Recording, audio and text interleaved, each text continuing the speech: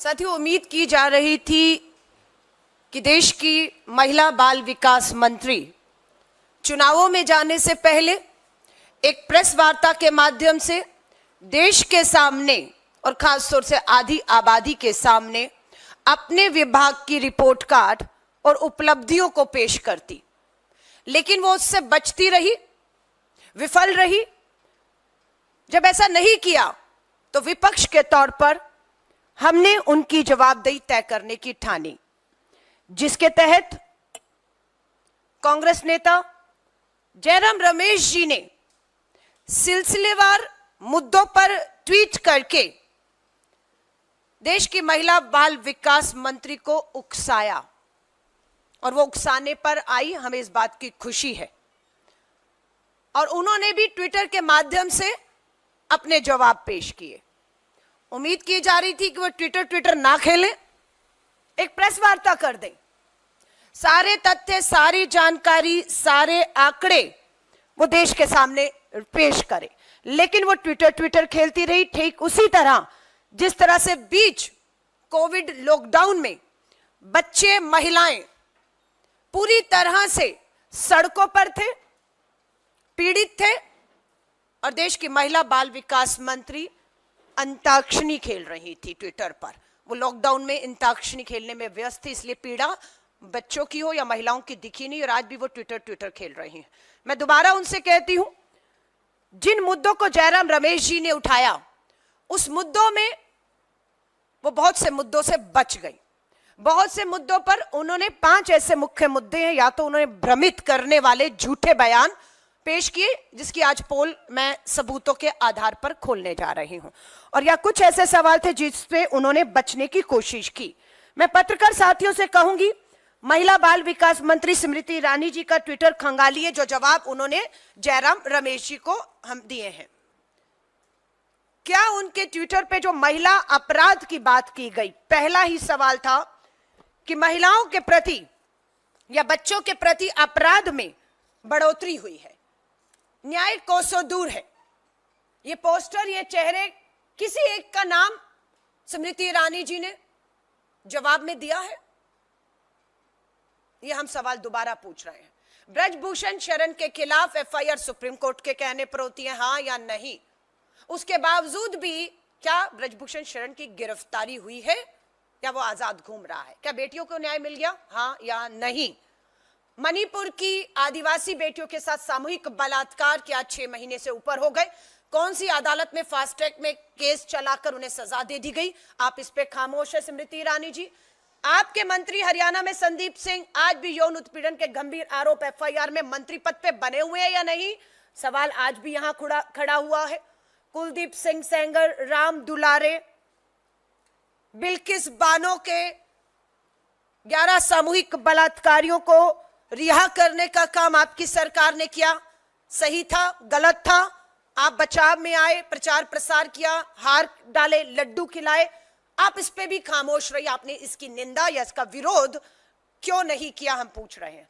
हम पूछना चाहते हैं, बनारस की बीएचयू में पढ़ने वाली छात्रा के साथ सामूहिक बलात्कार में आपके आईटी सेल के नेता शामिल हैं, क्या न्याय मिल गया या उम्मीद है कि उसे न्याय मिलेगा? हम पूछना चाहते हैं। बिहार से आपके आने वाले पूर्व मंत्री शाहनवाज हुसैन पर हाईकोर्ट ने बलात्कार का मामला दर्ज करके आगे की कार्रवाई के लिए कहा, क्या आपने उस पर अपनी जुबान खोली? हम आपसे सवाल पूछ रहे हैं। आज जब मैं आपसे बात कर रही हूं, 4 साल की, मात्र 4 साल की बच्ची का राजधानी दिल्ली में बलात्कार हुआ है। लोग गुस्से में सड़कों पर हैं। क्या आप स्मृति ईरानी जी उस 4 साल की बच्ची के परिवार को मिलने गई राजधानी दिल्ली में? क्या आपकी महिला आयोग की राष्ट्रीय अध्यक्ष गई? क्या आपकी महिला मोर्चा की अध्यक्ष गई उस 4 साल की बच्ची को मिलने के लिए? मेरी महिला कांग्रेस की दिल्ली की अध्यक्ष अपने पूरे महिलाओं के साथ आज उस परिवार से मिलने की कोशिश कर रही है। पुलिस मिलने नहीं दे रही है। हमारा मिलने का मकसद सिर्फ एक है, परिवार को यह विश्वास दिलाना, अगर पीड़िता 4 साल की बच्ची के परिवार को किसी तरह की आर्थिक, कानूनी किसी तरह की सहायता और मदद चाहिए, इलाज बच्ची को चाहिए, हम खड़े हैं। हमारी महिलाएं दरवाजे पर खड़ी हैं, लेकिन 4 दिन हो गए इस हादसे को हुए। स्मृति ईरानी जी, आप चुप क्यों हैं? ये सवाल महिला अपराध को लेकर हम आपसे पूछ रहे हैं, जिसपे आपने अपने ट्विटर पे किसी तरह का कोई जवाब नहीं दिया है। सवाल उठाया आंगनवाड़ी बहनों को लेकर। बजट जो है, सुकुड़ता बजट, धन का उपयोग, बजट की अगर बात करेंगे तो स्मृति ईरानी जी, आपने बड़ी सरलता से ग्राफिक पेश किए बजट को लेकर। यूपीए सरकार का 5 साल का बजट पेश करती है वो अपने ग्राफिक्स में, और बीजेपी सरकार का 9 साल का बजट। स्वाभाविक है, हमारे 5 साल के बजट के मुकाबले आपका 9 साल का बजट अधिक ही लगेगा। अगर आप में थोड़ी ईमानदारी होती तो आप यूपीए के 10 साल का महिला बाल विकास का जो बजट है सरकार का, वो पेश करती और अपने 10 साल का पेश करती, ना आप ये बेईमानी करती कि हमारा 5 साल और आपका 9 साल का बजट पेश हुआ। अब बजट की हकीकत यह है कि अगर आप देखेंगे, महिला बाल विकास बजट 20.7% की बढ़ोतरी करता रहा, कभी भी कम नहीं हुआ इन 10 सालों में। 2004 से लेकर 14 पहुंचने तक हर साल बजट में बढ़ोतरी हुई और 20.7% बढ़ोतरी हुई। आपके समय पर क्या हुआ? कुल बढ़ोतरी मात्र 3.4% आपके बजट में बढ़ोतरी हुई। अंत में अगर हम देखें कि हमारे कार्यकाल में 2013 और 14 में कांग्रेस के अंतिम जो कार्यकाल था, कितना बजट था? आज हम कहते हैं कि आपके बजट से, आज आप जो बजट 23-24 का है, हमारा बजट उससे 5,000 करोड़ अधिक था। हमारा बजट आपके 5,000 करोड़ अधिक था और हमने 20% साथ जो है हमेशा उसमें की है। 1975 में प्रधानमंत्री इंदिरा गांधी जी द्वारा शुरू की गई एक दूरदर्शी योजना आंगनवाड़ी और पोषण को कवर करने की थी। आंगनवाड़ियों को लेकर इन्होंने कहा 50 लाख रुपए का हमने आंगनवाड़ी जो पीड़िता थी, जिनकी कोविड के दौरान सेवा देते हुए मृत्यु हो गई, 50 लाख बीमा कवर। स्मृति ईरानी जी, यहां पर आप कोरा झूठ बोल गई। हम आपको चुनौती देते हैं, उन महिलाओं का जानकारी देश के सामने रखिए जिन्हें 50 लाख रुपया कोविड के दौरान बीमा का मदद मिला हो। सच्चाई यह है कि 22 जनवरी 2022 को पार्लियामेंट में जब आपसे सवाल पूछा गया कि कोविड के दौरान कितनी हमारी आंगनवाड़ी बहनें या हमारी जो दूसरी बहनें हैं, कार्यकर्ता हमारी जो है, उनकी मृत्यु हुई, उनको लाभ मिला, तो सच्चाई ये आती है, government has no data on anganwadi worker who died due to कोविड-19। ये तो स्मृति ईरानी जी आपने कहा था, आपके पास किसी तरह की कोई जानकारी और डाटा है ही नहीं। जब आपके पास कोई जानकारी नहीं थी, कोई डाटा नहीं था, तो किन लोगों को आपने 50 लाख रुपया कोविड बीमा कवर दिया है? ये सवाल आप पर गंभीर उठता है। यहां पर भी हमें बहुत बड़े भ्रष्टाचार की खुशबू आती है कि कागज पे दिखाकर किन्हें बीमा दे दिया गया, क्योंकि सच्चाई ये है कि जो हमारी आंगनवाड़ी की कार्यकर्ता थी या हमारी हेल्थ वर्कर थी, उन्हें कोर्ट तक जाना पड़ा, उन्हें अपने घर के बर्तन, जेवर, सब कुछ बेचना पड़ा ताकि वो अपने जान भी बचा पाएं और अपनी जीविका भी बचा पाएं और अपने घर को भी चला पाएं। ये आपकी सच्चाई है। आजिम प्रेमजी यूनिवर्सिटी की रिपोर्ट को आप झुठला नहीं पाई हैं। जवाब मांग रहे हैं आपसे। आजिम प्रेमजी यूनिवर्सिटी की रिपोर्ट के अनुसार 20% आशा वर्कर और आंगनवाड़ी कार्यकर्ताओं को कोविड के दौरान खर्च को कवर करने के लिए, वही मैं आपको वापस बात दोहरा रही हूं, अपनी घरेलू संपत्ति, आभूषण बेचने पड़े। मंत्री ने खुद संसद में बयान दिया, जिसका मैंने आपको अखबार की उस समय की हेडलाइन बताई है कि किसी तरह का भी किसी को मुआवजा नहीं दिया गया। ये कोरा झूठ है जो हम आपको आज बेनकाब करते हैं। उम्मीद करते हैं आप एक बार फिर से ट्विटर नहीं खेलेंगी या मेरी आज की प्रेस वार्ता को आप नजरअंदाज नहीं करेंगी। आपके पास समय ना हो तो उम्मीद करते हैं आप अपनी महिला मोर्चा की अध्यक्ष को बिठाकर इन सवालों के जो हम आपसे आवाज उठा रहे हैं उसके आप हमें जवाब दे पाएंगी। अनीमिया पर आ रही हूं। ये सवाल थे जो उठाए गए। More Indians are anaemic than before. 67% anaemia की कमी जो है वो 5 साल के बच्चों में, ये हम नहीं कह रहे। नेशनल फैमिली हेल्थ स्कीम सर्वे 5 साल का भारत सरकार द्वारा आप द्वारा जारी किया गया है या नहीं, हाँ या ना? अगर आप ही का ये सर्वे है तो आप ही का सर्वे ही तो ये बता रहा है कि महिलाओं और बच्चों में, खासतौर से 5 साल से कम के बच्चों में 67% अनीमिया की कमी जो है वो देखी गई है। गुजरात में चौंकाने वाले डबल इंजन की सरकार है, आज से नहीं 5-10 साल नहीं, 15-20 साल नहीं, उससे अधिक सालों से चल रही है। और इनका इसी सर्वे में बताते हैं कि गुजरात में चौंकाने वाली बात यह है कि 5 साल से कम उम्र की के 10 में से 8 बच्चे, गुजरात में 10 में से 8 बच्चे एनीमिया के पीड़ित हैं।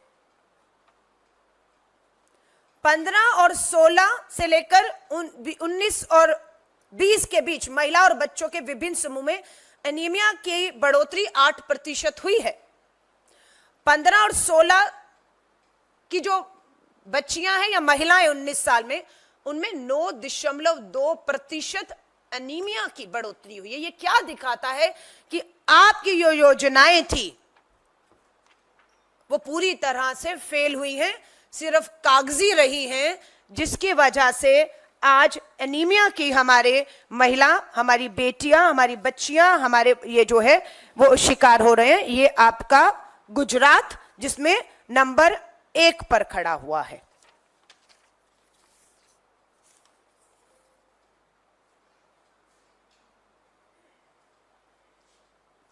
अब ये कहते हैं कि कांग्रेस ने अब तक क्या किया है।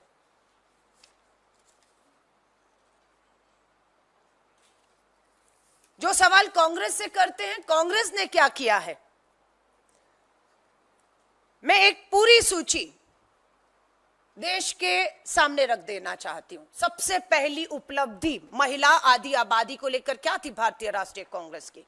क्या यह नहीं थी कि आदेश में 14 लाख बहनों को भागीदारी योजना के तहत महिला आरक्षण के तहत पंच और सरपंच स्थानीय निकाय चुनावों में आरक्षण दिया गया, जिसकी सच्चाई है कि 14 लाख बहनें आज अपने भागीदारी राजनीति में बढ़ चढ़कर निभा रही है। किसकी उपलब्धि थी? भारतीय राष्ट्रीय कांग्रेस की थी। घरेलू हिंसा कानून कौन लेकर आया, हम पूछना चाहते हैं।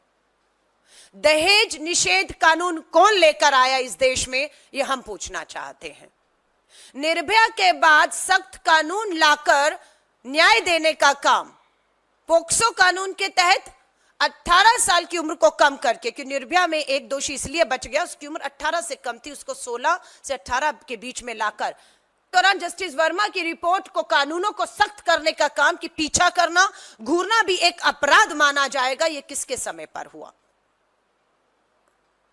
ये दौर उस दौर से गुजरा जब सती प्रथा, पर्दा प्रथा, कन्या भ्रूण हत्याएं ये हुआ करती थी, और उससे भारतीय राष्ट्रीय कांग्रेस ने ऐसे ऐसे कानून, sexual harassment at work place, कोई कानून नहीं था, कौन लेकर आया कि वर्क प्लेसेस में हमने अपनी बेटियों को, अपनी बच्चियों को सुरक्षित करने का काम किया है। आज मैं भारतीय राष्ट्रीय कांग्रेस की इन उपलब्धियों को गिनाती हूं तो मैं भाजपा के 10 साल की बड़ी उपलब्धियों को कहूंगी, मात्र चुनौती दे रही हूं। 5 उपलब्धियां, 5 बड़ी उपलब्धियां जिन्होंने जिंदगियों में बदलाव ला दिया हो, मैं वो आपके सामने आपसे पूछना चाहती हूं। अगर आपके पास सही जानकारी हो, क्योंकि झूठ के दम पर आपने जिस तरीके से फ्रस्ट्रेशन में आकर आपका गुस्सा, आपका फ्रस्ट्रेशन, आपकी भाषा जो ट्विटर में थी उससे झलक रही थी। ऐसा लग रहा था कि आप देश को जवाब नहीं दे रही, आप कांग्रेस के एक नेता जयराम रमेश जी से गुस्सा और बौखलाहट में उस तरह की भाषा का इस्तेमाल करके मात्र कांग्रेस के नेता या कांग्रेस को जवाब दे रही हैं। आपकी जवाबदेही देश के प्रति है, देश की आधी आबादी के प्रति है, जिसे आप देने में पूरी तरह से विफल साबित हुई हैं। मैं आपके सामने अपराध की बात आपके सामने रखी, मैंने अनीमिया की बात आपके सामने मैंने रखी कि क्या उसकी गुजरात से लेकर देश में सच्चाई है। मैं आपके सामने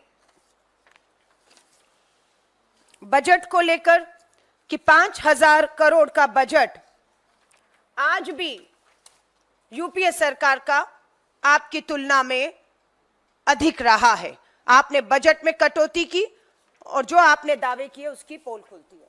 मैं एक और महत्वपूर्ण आपके सामने रोजगार को लेकर, महिलाओं के बीच बेरोजगारी और आय में कमी, महिला बाल विकास मंत्री ने इसके ऊपर भी पूरी चुप्पी साध ली। उनसे पूछिएगा ये सच्चाई है या नहीं, जहां पर कल देश की बेरोजगारी के आंकड़ों ने इस पूरी सरकार के 10 साल के अन्याय के काल को बेनकाब किया, उसकी सबसे ज्यादा शिकार महिलाएं भी हुई हैं। शहरी क्षेत्रों में महिला बेरोजगारी दर, शहरी क्षेत्रों में महिलाओं की बेरोजगारी दर 21.6% बढ़ोतरी हुई है। 21.6% बढ़ोतरी हुई है या नहीं, हम आपसे पूछ रहे हैं।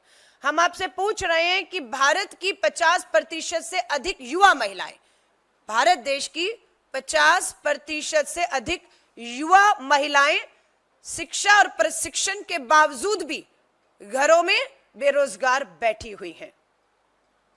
ग्रामीण क्षेत्रों में इसका सबसे ज्यादा असर जो है वो हमें देखने को मिला है। अब इसी को लेकर बेरोजगारी के जो आंकड़े हैं, हमने कहा आंगनवाड़ी वर्करों को लेकर जैसे ही कांग्रेस की 5 गारंटी, ये 10 साल का अन्याय काल जो रहा उसे ध्यान में रखते हुए भारत जोड़ो न्याय यात्रा में आंगनवाड़ी वर्कर हो, आशा वर्कर हो, वो मिली राहुल जी से। 10 साल में उनके साथ अन्याय हुआ है, उनकी आय में कोई बढ़ोतरी नहीं हुई।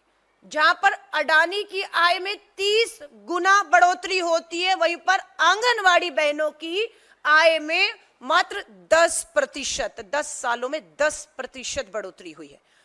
इसी को ध्यान में रखते हुए श्री राहुल गांधी जी ने शक्ति का सम्मान, ASHA worker, anganwadi worker, mid day meal बनाने वाली महिलाओं के मासिक वेतन में केंद्र सरकार का योगदान दुगना किया जाएगा। ये सारी गारंटी।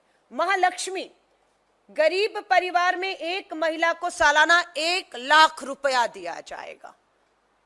ये वो गरीब परिवार की महिलाएं हैं जो खेत और मजदूरी करती हैं, किसी तरह की कोई आर्थिक मदद उन्हें नहीं मिल रही है। बेरोजगारी चरम पर, महंगाई चरम पर। 8 मार्च को गैस का सिलेंडर 100 रुपया कम होता है, 900 से 800 रुपया आ जाता है। स्मृति ईरानी जी, राजस्थान के चुनाव में मोदी की गारंटी थी या नहीं कि जो 500 का सिलेंडर कांग्रेस सरकार दे रही है वो 450 का दिया जाएगा? आज आपसे हम सवाल करते हैं स्मृति ईरानी जी, देश को जवाब दीजिए, आधी आबादी को, कि आपकी डबल इंजन की किस सरकार में हमारी कौन सी बहनों को 450 रुपए में मोदी की गारंटी के अनुसार सिलेंडर घरेलू मिल रहा है? ये हमारा आपसे सवाल है। आधी आबादी पूरा हक, बेरोजगारी के आंकड़े आपके सामने पेश किए हैं।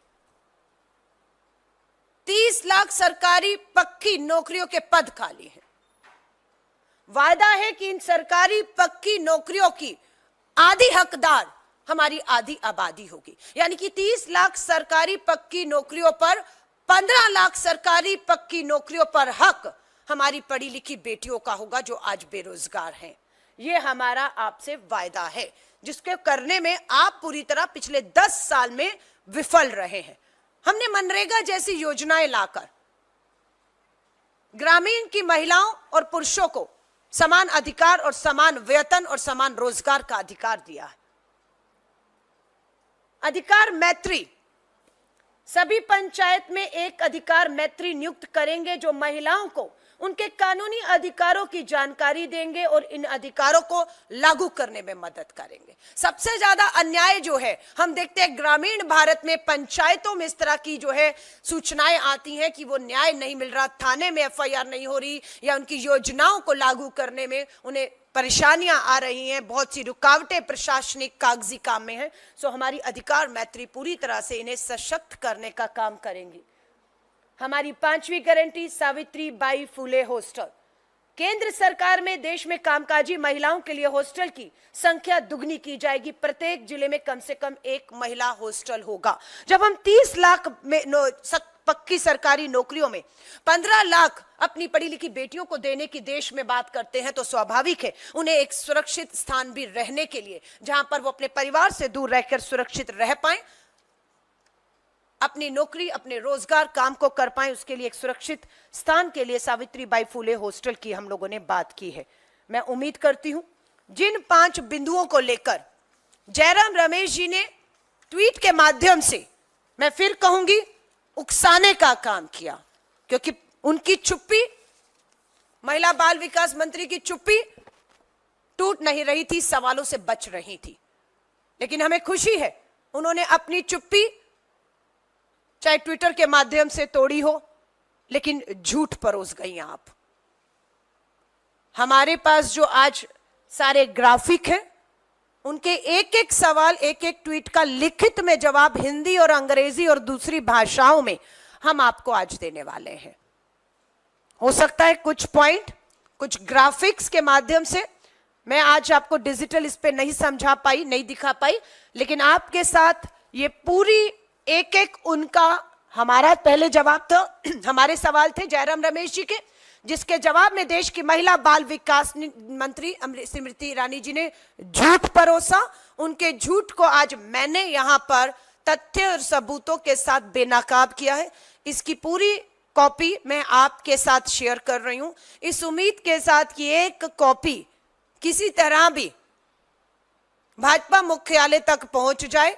स्मृति ईरानी जी के घर भी हम ये कॉपी देने के लिए जा रहे हैं। व्यस्त है, ट्विटर देख पाती है, नहीं देख पाती, या मर्जी के ट्वीट देखती है, मर्जी के जवाब देती है, तो ये कॉपी हम स्मृति ईरानी जी आपके घर में आपके झूठ को बेनकाब करते हुए तथ्य और ग्राफिक के साथ भेज रहे हैं, इस उम्मीद के साथ कि अब आप ट्विटर ना खेलेंगी, अब आप एक बड़ी प्रेस कॉन्फ्रेंस करके एक ही बार देश की आधी आबादी अपने 10 साल के अपने विभाग के रिपोर्ट कार्ड देश के सामने रखेंगी। ये आपसे हम उम्मीद करते हैं।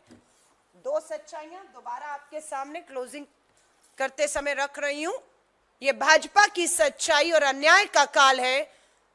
ये कांग्रेस के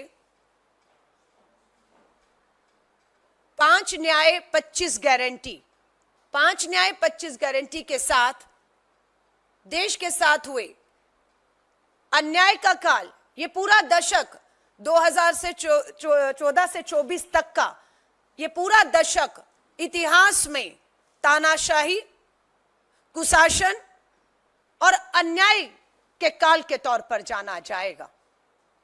और दूसरी तरफ एक उम्मीद बनकर कांग्रेस की ये हमारे 5 न्याय के तहत 25 गारंटीज जो हमने दी हैं, जिसमें युवा न्याय, नारी न्याय, श्रमिक न्याय, किसान न्याय और भागीदारी न्याय के तहत 25 गारंटी, ये एक उम्मीद की किरण बनकर लोगों के बीच में न्याय दिलाने के लिए अपनी वचनबद्धता को हम दोहराते हैं। धन्यवाद।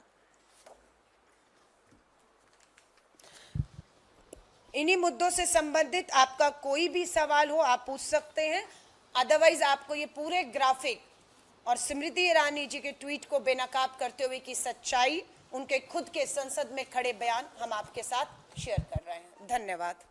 धन्यवाद।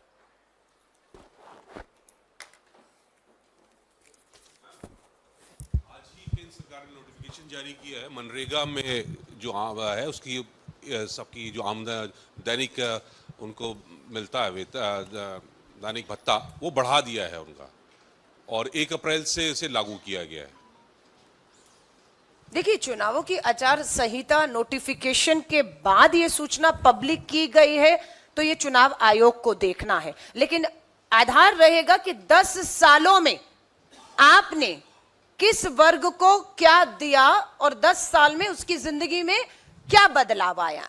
आप बीच चुनाव में या चुनाव के 10 दिन पहले इस तरह की घोषणा करके सिर्फ आप गुमराह कर रहे हैं, आप वोटों की राजनीति सिर्फ कर रहे हैं, जो आपने राजस्थान में भी प्रधानमंत्री मोदी जी की गारंटी के माध्यम से 450 रुपए का एलपीजी सिलेंडर जैसे घोषणा खोखली है, लागू नहीं है, उसी तरह यह भी घोषणा खोखली है। 10 साल में आपने ऐसा क्यों नहीं किया, सवाल आज ये पूछा जा रहा है और जवाब में आप कह रहे हैं अब हम करेंगे। अब आपका करने का समय चला गया है। धन्यवाद। क्या सवाल? स्मृति ईरानी जी परसों उत्तराखंड गई थी स्मृति ईरानी अनिल बलूनी के नामांकन में, वहां पर कहा उन्होंने कि क्या आप लोग ऐसी पार्टी को वोट देंगे जो राम मंदिर का निमंत्रण स्वीकारती है, ऐसी पार्टी को वोट देंगे जो हिंदुओं को आतंकवादी कहती है। क्या ये आचार संहिता का उल्लंघन नहीं, जबकि आचार संहिता में स्पष्ट है कि धर्म और मंदिर की, ये धर्म या किसी मंदिर मस्जिद की बात नहीं होगी। फिर भी स्मृति ईरानी ने कहा कि आप लोग ऐसी पार्टी को वोट देंगे जो हिंदुओं को आतंकवादी करती हो, मंदिर का निमंत्रण अस्वीकार करती हो। माफी चाहूंगी, इस सवाल के बाद थोड़ा सा गुस्सा आ रहा है। स्मृति ईरानी जी, थोड़ी शर्म करनी चाहिए थी आपको। उत्तराखंड की पवित्र धरती पर खड़ी थी ना अंकिता भंडारी, बहुत बड़ा मुद्दा आज भी उत्तराखंड की धरती पर बना हुआ है। अंकिता भंडारी कौन है? उत्तराखंड की बेटी है नहीं स्मृति ईरानी जी, है या नहीं, पूछ रहा है देश और उत्तराखंड। उस अंकिता भंडारी को न्याय दिलाने के लिए स्मृति ईरानी जी उत्तराखंड की धरती पर आप पहुंची, क्या आपने एक शब्द बोला? क्या आप अंकिता भंडारी के परिवार को मिली है? क्या आपने महिलाओं की, जो आपकी जिम्मेदारी थी, आपके विभाग की जिम्मेदारी थी, महिलाओं को न्याय दिलाना, सुरक्षा दिलाना, क्या आप वो करने में कामयाब हुई हैं? आप नहीं हुई। उल्टा ये हुआ है कि अंकिता भंडारी का परिवार आज भी उत्तराखंड में आंदोलित है। आज भी एक पत्रकार को आपने जिस तरीके से पुलिस बल पर उठाकर घसीटकर हिरासत में लिया, उससे शर्मसार हुई हैं आप या नहीं हुई हैं? अंकिता भंडारी के दोषी कौन है? स्मृति ईरानी जी, देश जानना चाहता है। अगर आपको नहीं पता तो मैं आपको बताती हूं। आप ही के भाजपा के बड़े नेता के रिजॉर्ट में अंकिता भंडारी को गलत काम करने के लिए बार बार कहा जा रहा था, जिसका उसने विरोध किया और उसके बदले में उसे मौत के घाट पे उतारने वाले आपके भाजपा नेता और उनके रिजॉर्ट में यह अपराध होता है। आपको इस पे अपनी चुप्पी तोड़नी चाहिए थी। आपने मुद्दों से भटकाने के लिए धर्म और आस्था को फिर एक बार मुद्दा बनाकर बचने की कोशिश की है, पर हम आपको इस बार बचकर नहीं जाने देंगे। आप देश के जिस कोने पर जाएंगी, हर कोने पर आपको इस तरह के सवाल खड़े दिखेंगे और आपको बचकर नहीं निकलने जाने दिया जाएगा।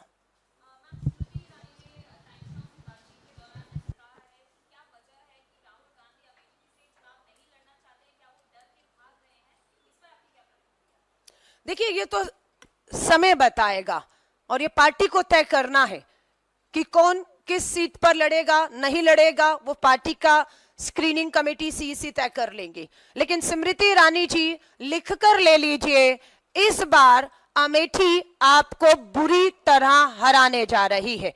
उन्हें इस बात का अफसोस है कि श्री राहुल गांधी जी के जो काम थे वहां पर, जिसकी चर्चा आज भी है, मात्र 5 सालों में आपने सिर्फ उन पर पानी फेरने का काम किया है।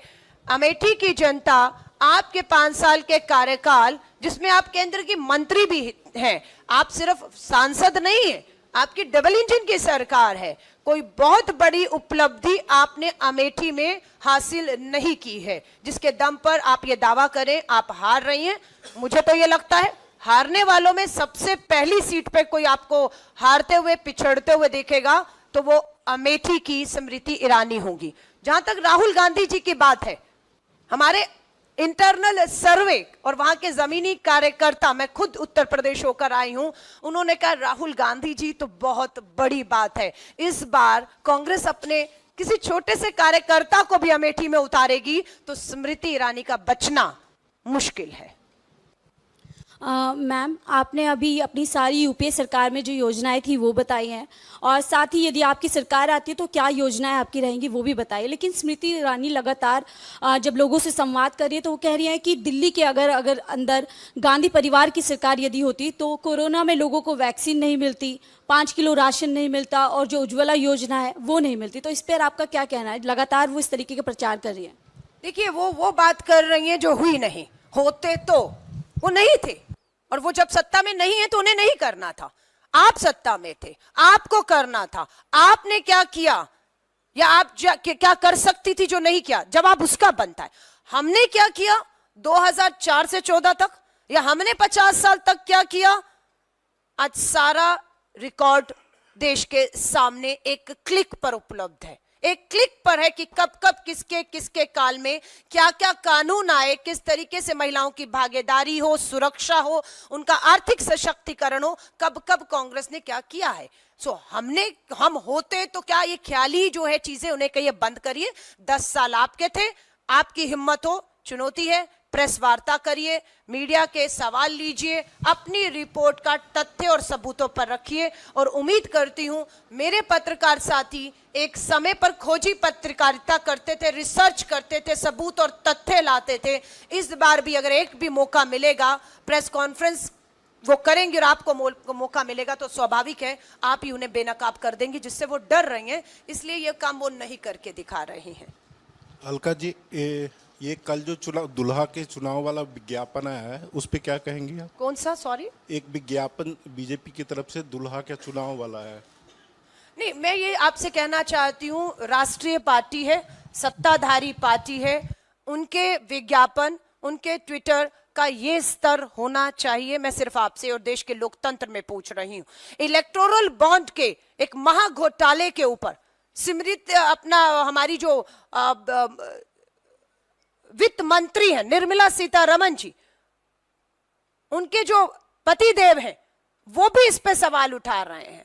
आप समझ रहे हैं गंभीर मुद्दे क्या हैं, लेकिन आप इस तरह के ग्राफिक कार्टून बनाकर राहुल गांधी, गांधी परिवार को, आपकी जो कुंठा है, आपकी जो उनको लेकर आप में नफरत है, उसको लेकर आप प्रदर्शित करते रहिए। पर देश की 140 करोड़ की आबादी, महंगाई, बेरोजगारी, चीन को लेकर अभी आपने देखा है क्या बयान आया है। अरुणाचल को उन्होंने अपना बताया है। हम इंतजार कर रहे हैं भारत सरकार का स्टैंड का। दूसरों देशों से भी लगातार बहुत से मुद्दों पर चुनौती आ रही है। सो ये स्तर गिर चुका है इनका, सिर्फ मुद्दों से भटकाने के लिए, पर हम मुद्दों पर रहेंगे। धन्यवाद।